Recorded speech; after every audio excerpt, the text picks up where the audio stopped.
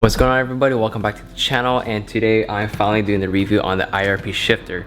I got a lot of questions for you guys about the shifter itself, and I got a lot of questions if this and that works. This is like a very high demand because a lot of people like the shifter, but I feel like everybody likes the shifter due to aesthetics, as in like it looks cool. That's it. Honestly, that's one thing that caught my attention when I first bought the shifter, but second was mainly the mechanics behind the shifter, on how it works and everything like that. So that's actually one reason why I forked out the $500+ to buy it. And this review is gonna be my most honest review of my own opinion.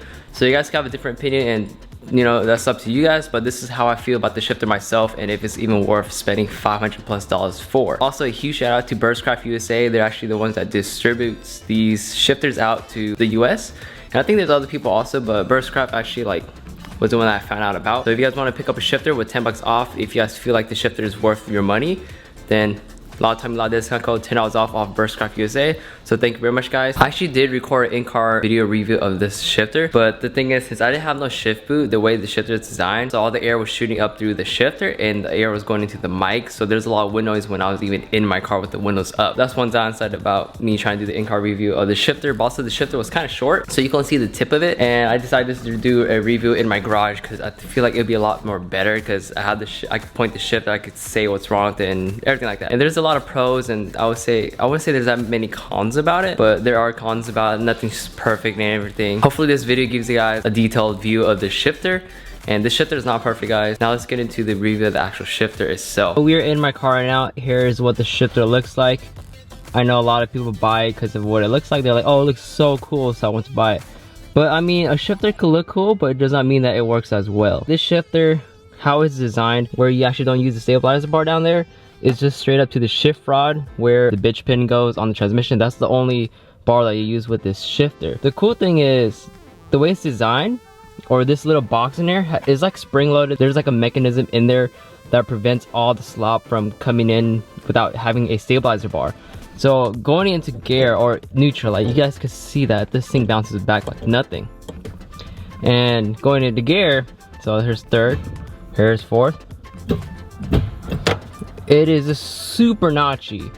Now that's the one cool thing about the shifter. The shifter is really notchy, so when you're shifting or just banging through gears or whatever, racing, when you go into gear, you know you're in gear. You know for a fact that you're not in gear, and the shifter will not pop out. This thing is perfect. Like, I love this thing because it's super notchy, but the thing is, everybody has their own personal like preference on what they want. I like the short throw, but also the notchiness. Like, this shifter has it. It feels so good.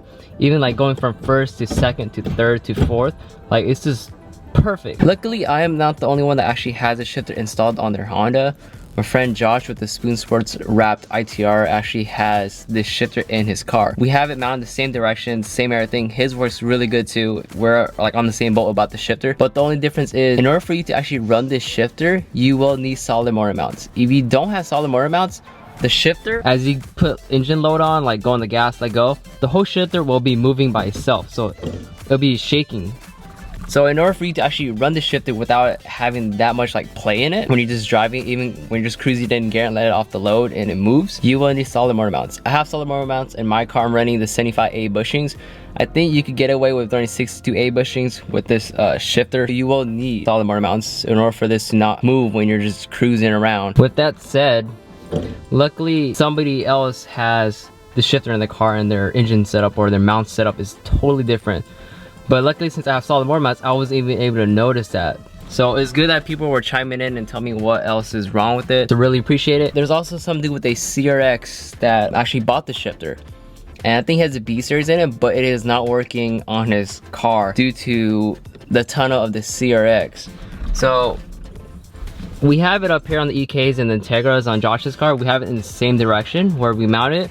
But on the CRX, I guess the tunnel is slightly smaller, so when you drill the holes in, it doesn't go flat down. It goes into the side of the tunnel. With the CRX, I'm not sure. You probably have to do more research on it.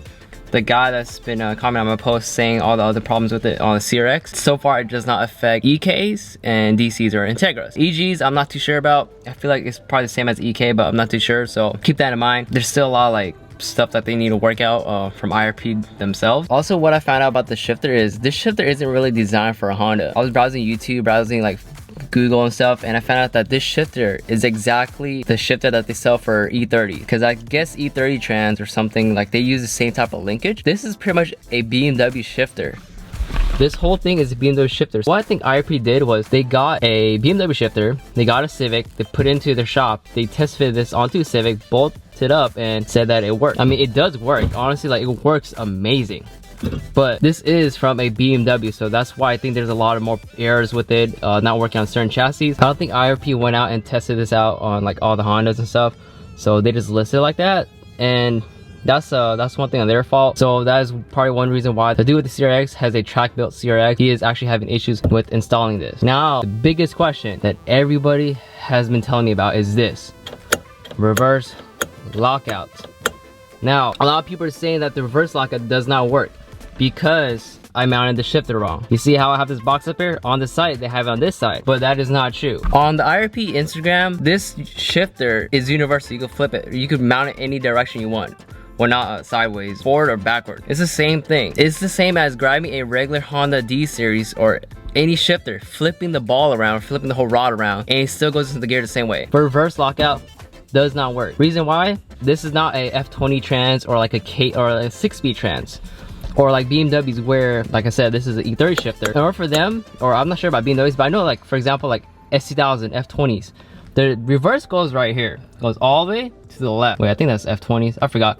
But, and then on our cars, the reverse is right here, which is right below 5th gear. So if you lock out, which is what these screws are for, these screws, if you put one on this side to enable reverse lockout, once you lock out your reverse gear, your 5th gear will lock out also. So in order for you to go 5th gear, you have to push this down.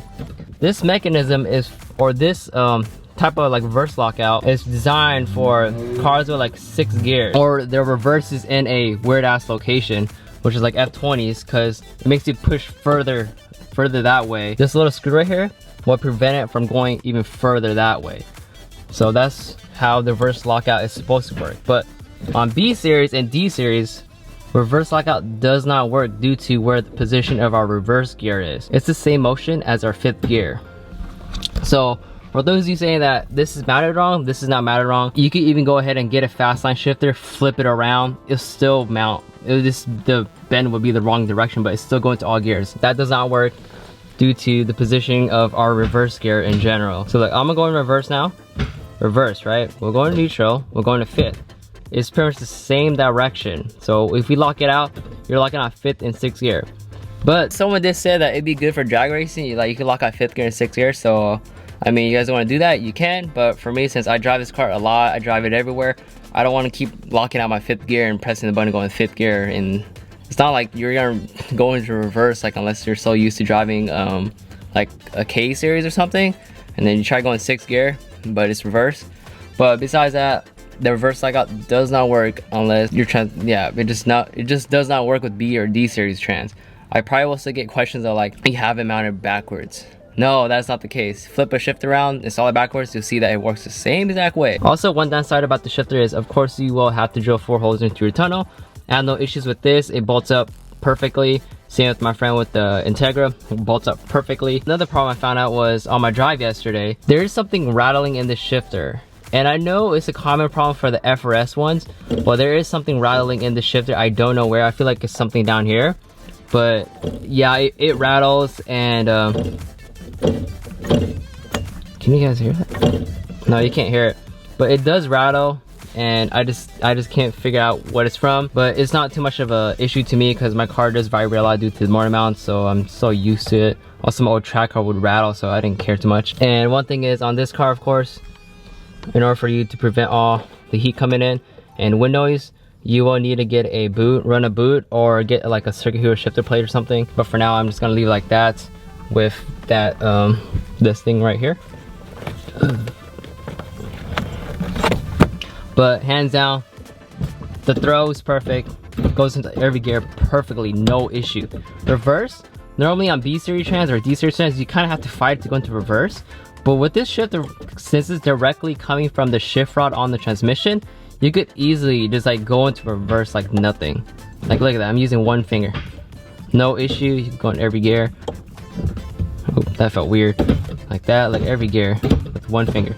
Oh wait, oops, wait, there, 5th. Super easy, love it, super notchy, super short throw. Now the real question is this shifter really worth $500? Or would I say it's worth $500? Honestly, no, it's not worth 500 bucks. Now, keep in mind, I'm speaking from my own personal opinion, because sometimes people don't actually like take it that way. They take it up the butt. They didn't design it for a Honda. They just took a BMW shifter, they threw it in there, and then they were like, oh, okay, it works.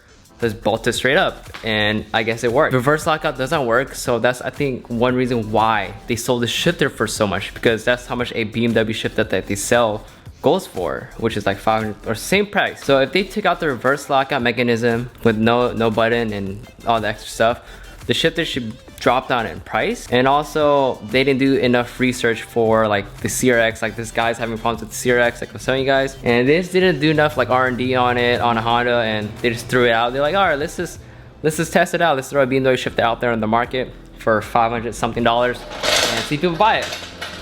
And guess what? I'm one of those lucky people that actually bought one. So I honestly feel like this shifter, if they fix everything, I would say $350 max. I think the most I'll pay is $350 for the shifter. I just feel like that shifter, since it's not really developed properly for Honda, even though it worked, it's just like if people are spending $500 on a shifter and putting it in and having so many problems, it's just not even worth your money. I'll say most I'll pay is $350 minus the reverse lockout that does not work. Take out that, the button, save some money, fix the mounting bracket for the shifter itself, because on the CRX it does not work. I feel like it will work if they shrunken the bracket a little bit, so make it less wide, bring it in a little bit more, and it will work on a CRX. It's a really nice shifter, but it is really all up to you guys if you really want to buy it. I just spent the $500+ because it looked like a cool concept. It looked very nice.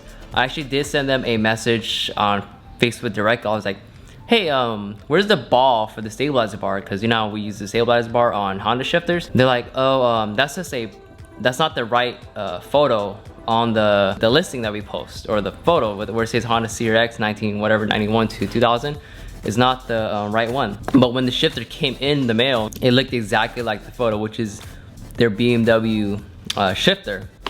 And I had a couple people that comment when I was doing the install that it looks exactly like the BMW shifter that they sell. There's some problems, and hopefully that do with the CRX. If you're watching this, hopefully you could figure it out with IRP. I mean, you can always get your money back, but I mean, the shifter does feel amazing. I can't complain about that part. But the price range though, for a lot of things that don't work on it, and just like issues and everything, and plus you need solid motor mounts in order for you to actually run it, I would say 300 to 350 max, or just keep your K-tune, keep your fastline shifter. But if you want something that looks cool and super notchy and short throw, then you can spend that $500. But hopefully IRP will watch this video. Hopefully you guys like marked it down, price down a little bit, or at least make a newer prototype for a Honda and get more R&D on it. But yep, that's my personal opinion. If you guys like these types of reviews, let me know. It just, when I want to do reviews like this, I have to give it some time and take some time and drive with it and feel it, and then give you guys my most honest opinion. This is my honest opinion, okay guys? So don't take it up the butt or anything. And yeah, hopefully you guys enjoyed this video, and hopefully this IRP shifter review video works out for you guys. It makes you guys decide if you want to buy it or not. But I have one already, can't complain. I already bought it for the price they sell it for. Hopefully they mark it down though. Peace out guys, don't listen to others, just keep building. And stay tuned for all of this stuff. Whoa, what is that?